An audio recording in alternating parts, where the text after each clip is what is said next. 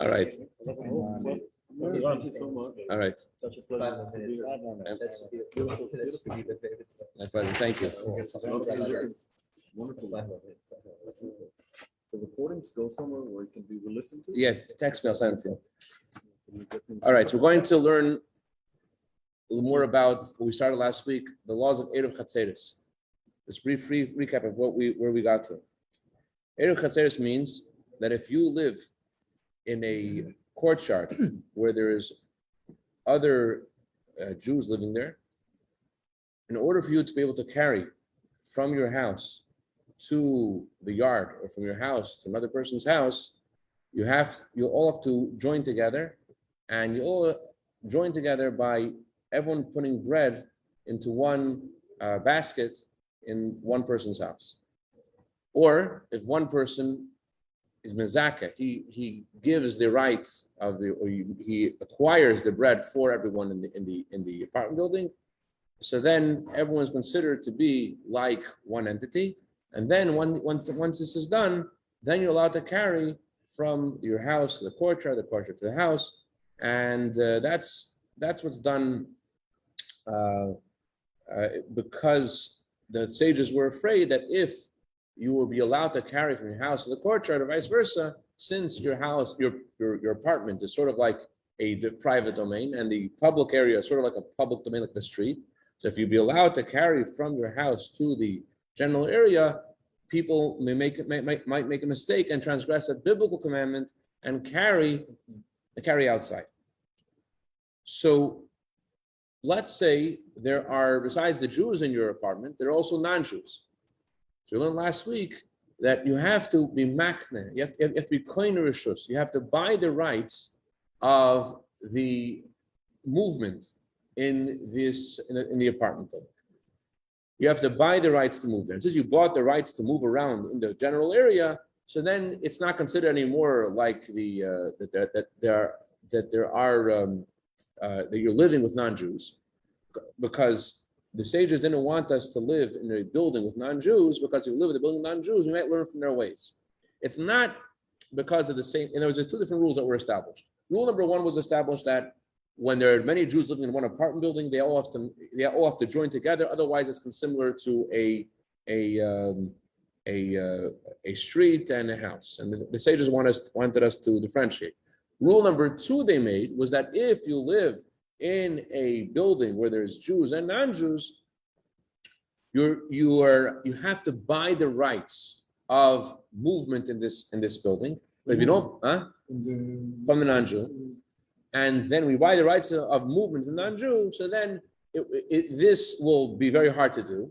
This will discourage Jews from living with non-Jews, and then automatically you will want to move out, and then the citizens will be so hard to do this. But then the sages saw that it was too hard to ask everyone to move out of the buildings, so they made another variation of this. The reason why it's so hard to do is because what are you actually buying from the non-Jew? What are you actually saying to him? You're saying to him something he would never in his life agree to if you knew what you were asking for. You're saying to him like this: this is your apartment. If you're living here, okay. Well, guess what? From now on, it's my apartment, and you're going to be my guest. I'll let you stay there. You be my guest. Why would anyone agree to that? No one's going to agree to that.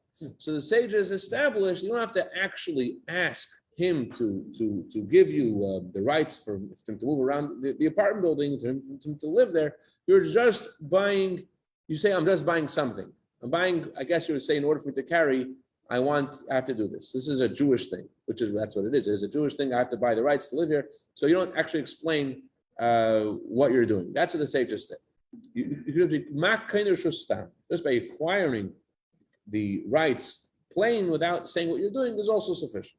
But what if there are many non-Jews in the same building? If they'll go to each one and buy the rights of each person, so the sages established further, you don't have to, you can also buy it from the super. You hear last week, how'd you know? You know the halachas, very good. You go to the super. The super has, the language in halach is not super. It doesn't say the word superintendent in halach. In Shulchan Aruch, it says the words, the lekitoi, peolei, schirei, someone who's employed by the owner of the building. And then, even if the owner of the building protests and says to you, let's say you meet the owner of the building. You say, I have this Jewish thing, and here's $5. Can I? Like, no, I'm not interested. it's still sufficient for you to go over to the super and to do it from the super. Or not just from the super, from any person that is working there in the apartment building. So the sages, even though it's not really that guy's right, that guy doesn't have the right to really give that to you, but the sages said that's sufficient in order to satisfy this additional angst that they wanted to give us. We shouldn't decide to live among Gentiles. That's sufficient. That's enough to satisfy this halachic requirement. But there's a few problems with buying it from a super. Problem number one, here's a scenario where no Eruv will be needed. Let's say people are guests in your home on Shabbos. People guests in your home, you don't have an Eruv. Just because you have a bunch of people living in the same house, just like your children, you don't need to have an Eruv with your children. So too, if people come to your house as guests on Shabbos, you don't have to have an Eruv.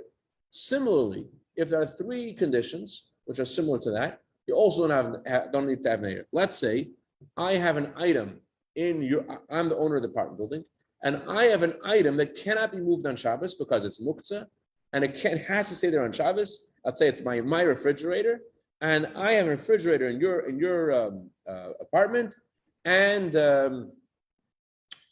it can't be moved.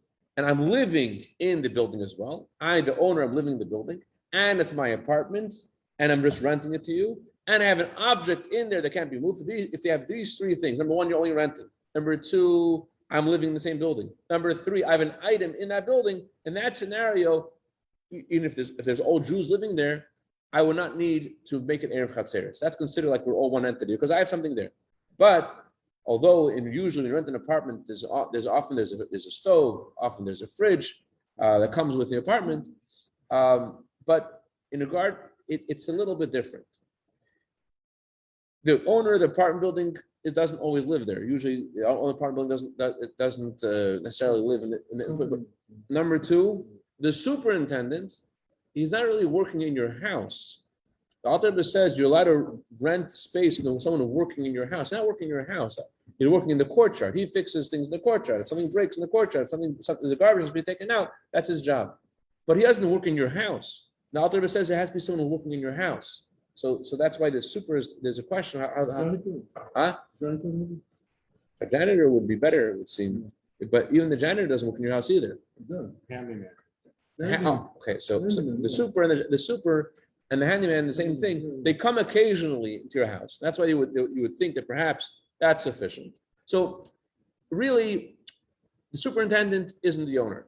But there's three reasons why he should work, and even each of these reasons aren't really satisfactory, but all three reasons together make the super work. Reason number one why it should work is because there are items that the owner has in your house. Well, that doesn't really work because I'm renting those items. They're not his anymore. If my refrigerator is in your house and I have pizza there, so I'm using the refrigerator, it's one thing. But if you're renting my house, you're also renting the refrigerator too. So it's not like I have an item in your house, number one. Number two, the fact that the super is working there, he's not really working in your house itself. He's just working in the court. If you invite him sometimes, that's called working in your house. It's working in the yard, working in the courtyard. But because of all the reasons together, we can consider the super as indeed being considered sufficient to rent from the super, and that's what people do. Okay. So one more halacha, we should stop here. All right.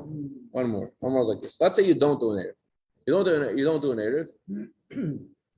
In Crown Heights, there are a lot of houses in Montgomery which have the following scenario. Okay, it's going to get too complicated. Try to make it very simple.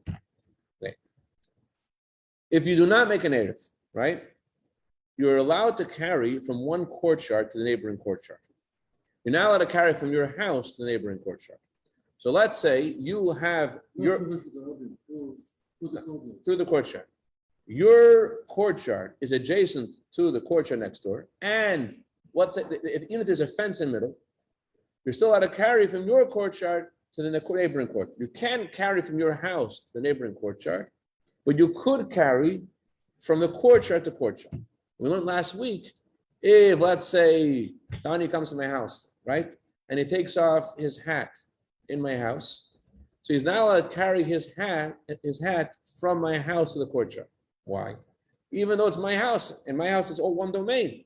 But since the item when Shabbos entered was not in this domain, it wasn't part of this area.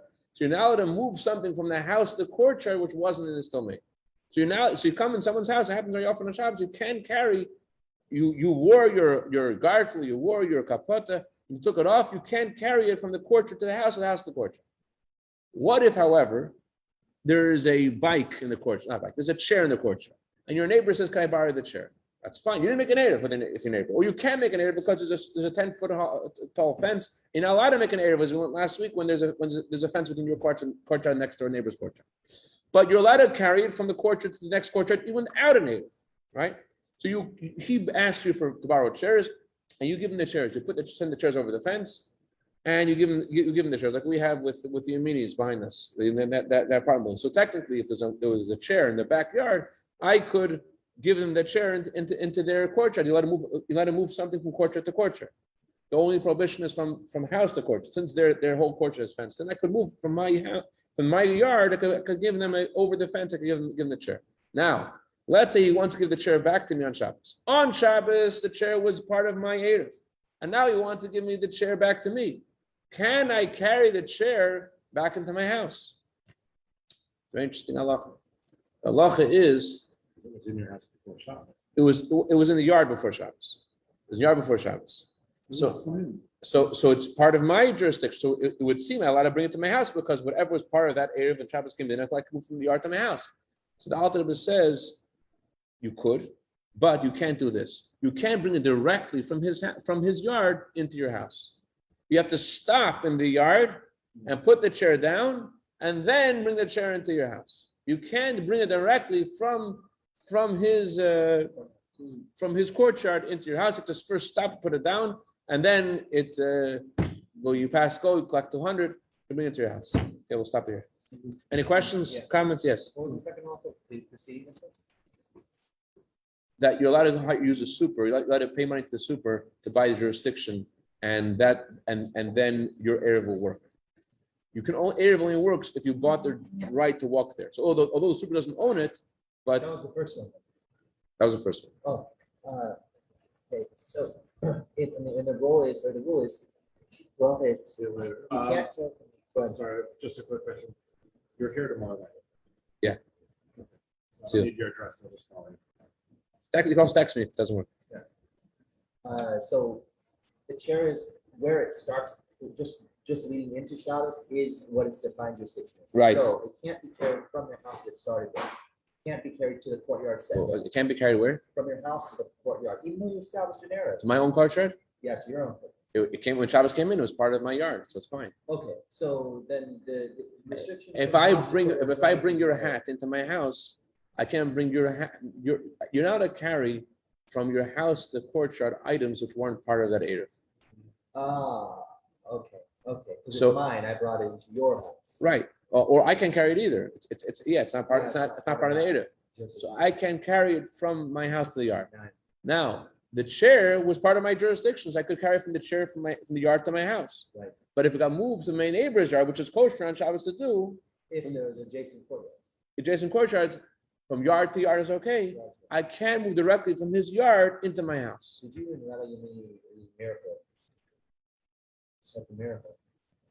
Have you had to use that? Have you got to use that? No. Maybe. Question. Also. It would seem the same. House, the hat. So is it considered carrying from that point once it's taken off the head, even if it's put back on the head? When you wear it, it's not considered carrying. Okay.